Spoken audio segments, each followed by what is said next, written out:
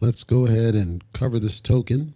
Now's the appropriate time to do it because the timing is in accordance, and the podcast likely will not get this episode, the full podcast at cryptotalkradio.net. This will likely be a YouTube exclusive just because of timing, unfortunately, but I want to cover it because you may hear about it. And if you're one of our worldwide listeners, then you may or may not be aware of it. I suspect it's designed to cater to the international community as opposed to the United States. However, I'll bring it to attention in case you're curious. This being OpenStream World, site is openstream.world, and this one's on the Binance Smart Chain. It's on a pre-sale that wrapped up very recently. It's scheduled to launch tomorrow as I record this, and I gave a update just recently about my concerns with this token, and I'm going to do this as the fair coverage that I will do. And I'm disclosing it to you because you may want to take a look at it yourself, and that's up to you. I'm not going to tell you not to invest. I'm not going to tell you anything. I'm just sharing what I see. And I want to stress for those that are naysayers, I am covering it based on what I see. So if the information is not consistent with your understanding from what you've heard in Telescam, then I would suggest you tell the admins that their website is crap. Beyond this, it is what I see. So you can freely go to the website and see the same thing I am seeing. It cannot be wrong because that means their website's wrong. It has nothing to do with me. Let's get into this really quick. The problem this is trying to solve, first of all, it's unfortunately, if you and most of the people listening to the show fit in this demographic, I would argue that the vast majority of those listening know what Twitch is. You may not have used it because you're adults, but the vast majority probably know what Twitch is. Twitch started, and it's tied with Discord in some forms, but it started as predominantly a video streaming and chatting platform. Those that are listening to this may or may not remember that in the original iterations of YouTube, that's what it did. You could do a video, and then you could chat around the video. And then live came a little bit after this. Twitch is predominantly live and has some pre-records as well, and then you can chat around the video. So there's always been this desire for video chatting functions. We're not talking pre-record like Snapchat or TikTok. We're talking where it's live. So this OpenStream world, it's trying to compete with that Twitch type mentality of being able to stream live, but also have interaction with chats and so on. But it would be blockchain hosted. So it would use the blockchain in order to feed all of this different technology down. I don't want to bore you with the technology behind all this. Suffice it to say that I'm highly skeptical that they'll pull it off because I don't believe that blockchain has matured enough to be able to host a live the way that they think. And I say that because we've already seen a garbage sunflower game bring a network to its knees. And we've seen other situations where the blockchain couldn't keep up. That doesn't mean that at some point it won't get there. And perhaps they're trying to be a first starter, and I applaud them for trying to be innovative. I'm saying that I'm skeptical they'll pull it off in the first iterative stages. So if you invest in this, dude, I want to simply warn you, you're investing in something that doesn't have any comparable application yet. There's game streaming, but game streaming is not the same as media streaming. I speak as somebody who works in technology. Media streaming is a pain. There's a lot that goes into this. And I personally don't believe blockchain is ready for it yet.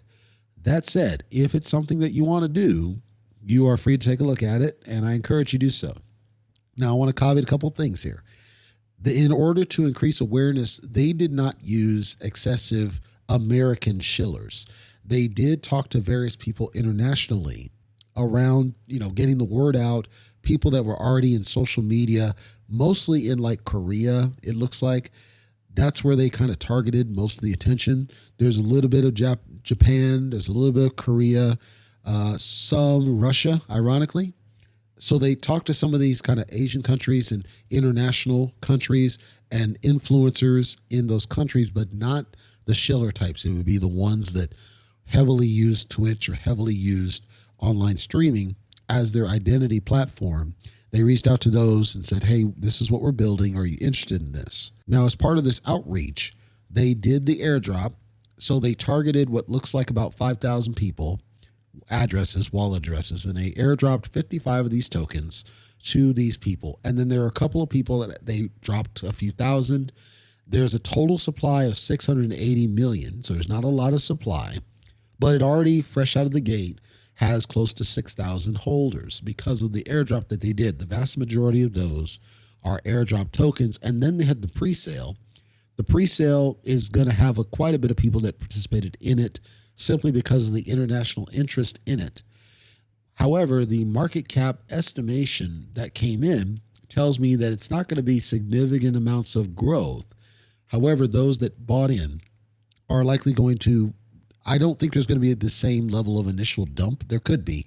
I don't think there will be, just because of the target market, because the target market for this is not, from what I see, is not the United States, it's overseas. There are some fundamental issues. Number one, because it's Pinksale, I exposed that there appears to be a loophole in Pinksale that allows token projects to basically scam using the Pinksale platform. Pinksale will dust their hands of it based on, you can have a lack of liquidity and it doesn't matter because they can still lie about the token supply and then rob it on the back end. I don't suspect that would happen here. However, the pre-sale has, I would say, 99% of the tokens in an unlocked state, even though it reported a locked liquidity on the other side, 75% of it. So there's already a discrepancy in the Pinksale data. And the other concern on this, which I'll get to when I get to the community, has to do with the pre-sale itself and the fact that people cannot claim their tokens as of now. Apparently, according to Twitter, they're going to allow the claiming of the tokens on the launch, which is happening tomorrow. That's fine. I'll get back to the community concern here in a second.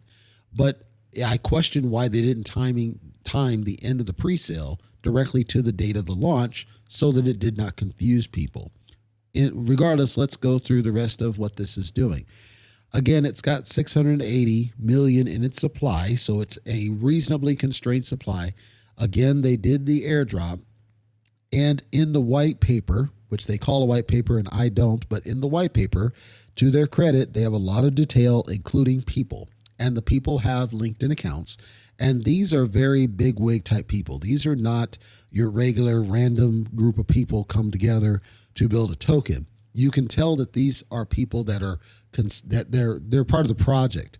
Now, where I got concerned is that the people that are apparently in front of the project, they're real people. You can go to their LinkedIn, you can see their credentials, you can see that they are educated enough to be able to do this and pull this off. The concern I have is that the people that founded the project are completely not the people that are manning the social media. And some people will say, well, yes, that's because these are high bigwig type people.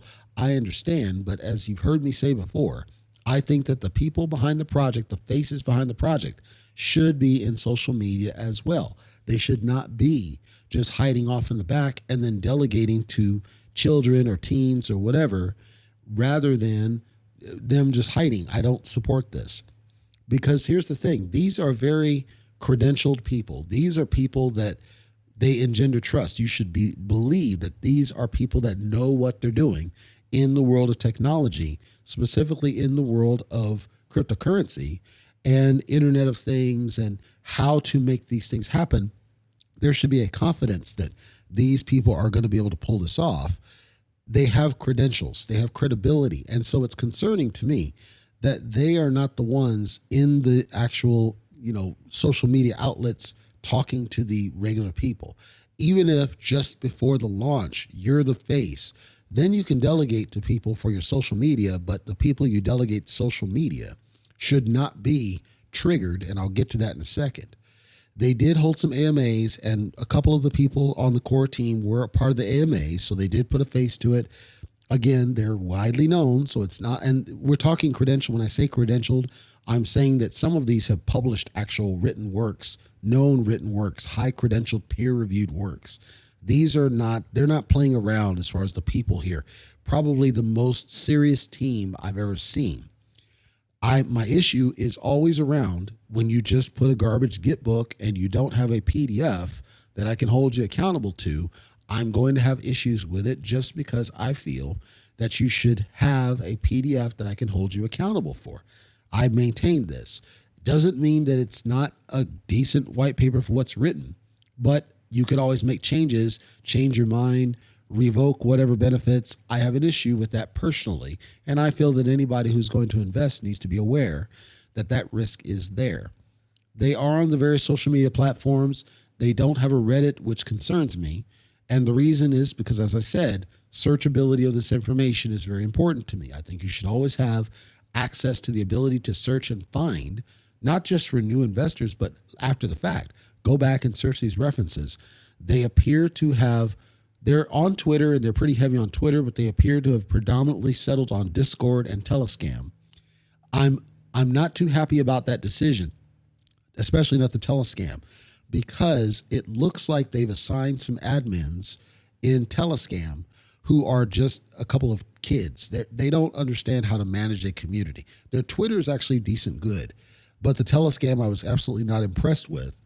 And they were, I think anybody outside of the bubble, if you're in Vietnam, Korea, Japan, China, any of those, Indonesia, you're going to be all happy at home in Telescam because that's what you use. If you're in the United States and you're trying to be an investor, you're going to try to get the information you need, and they're going to force you to go to Telescam, and you're going to have the same impression I do, which is it's a bunch of kids cosplaying admin.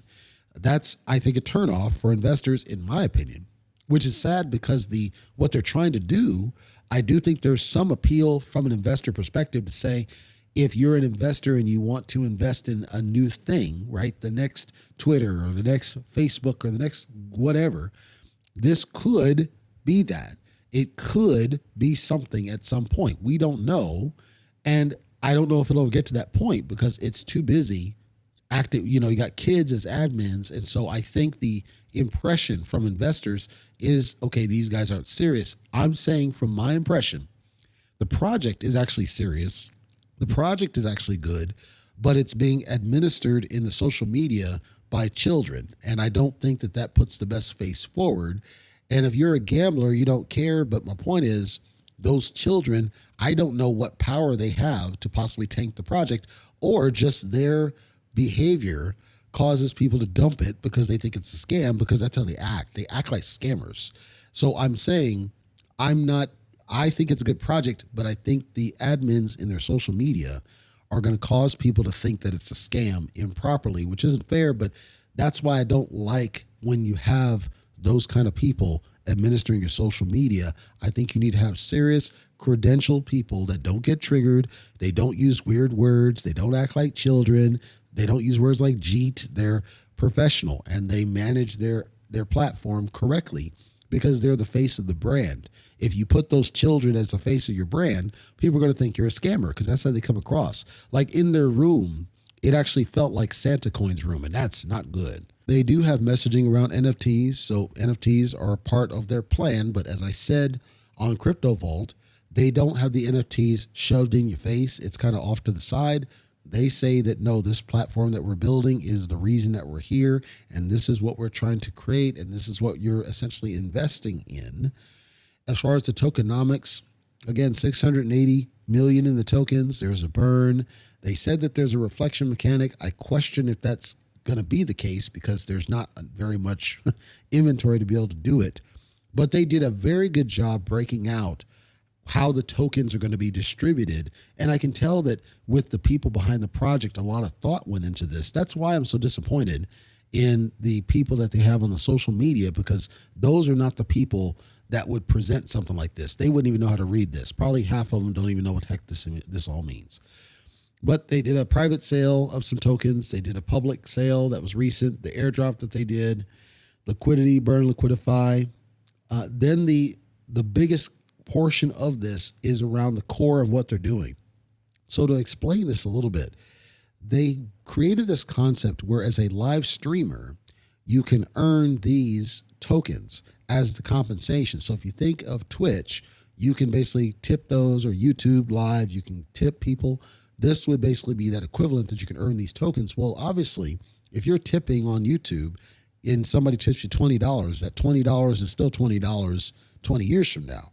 If you got tokens like this and it was able to appreciate in value, which we expect it should with this type of inventory, You could theoretically get tipped in, say, 1,500 coins, and it makes you hundreds of thousands, if not millions of dollars at some point. So there's an appeal there.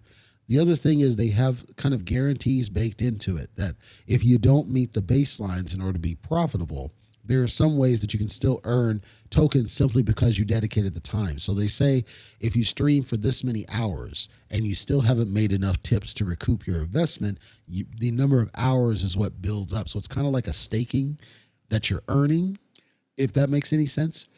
I thought that was interesting and unique. I've not seen that done before. There's a burn, regular burn, when you have a channel and it uses this and people are following the channel, it burns. Then there's a burn for NFTs. Then there's a burn for participating in the project and when you don't meet the minimum standard. So everything is built to be deflationary. It's built to decrease the inventory and improve the value of the token over time to encourage its use and encourage it as a method of compensation. Of course, it's tied to fiat in the back, but it has the opportunity to appreciate in value where fiat does not. I'll say this. If you are a gambler, as always, you are free. I encourage you to take a look at it regardless, because I think that what they have is a solid concept. And again, the site is openstream.world. Take a look at it. I think it's a solid concept. I do think it appeals to an international audience, not a United States audience. I do think that the people behind it know what they're doing. So the knowledge is there. They are fully, you can easily find these people. They're not hidden behind a thing. I think the main two things that hold this project back, number one, I need a PDF because a lot of what they're talking about could be edited or tweaked or changed before it goes live, which might cause some problems. And number two ties to it because the people running the social media platforms are a bunch of entitled brats. I think it's going to cause people who engage with the project and they fully engage to social media.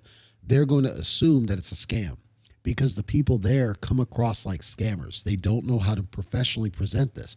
This should have been presented with actual employees of a company that are professional, that are trained to be professional, not children. I think it's the number one thing that holds it back. And I'm going to stress this, and hopefully people that are listening heard it to its duration. If you're a gambler, go ahead and gamble. I'm not telling you not to. I'm saying that real investors, the fundamental investors, they're going to interact with some of these people and they're going to consider them a scam because that's how they act. They act like entitled brats, and that's hurting, I believe, is going to hurt the project's long-term capability.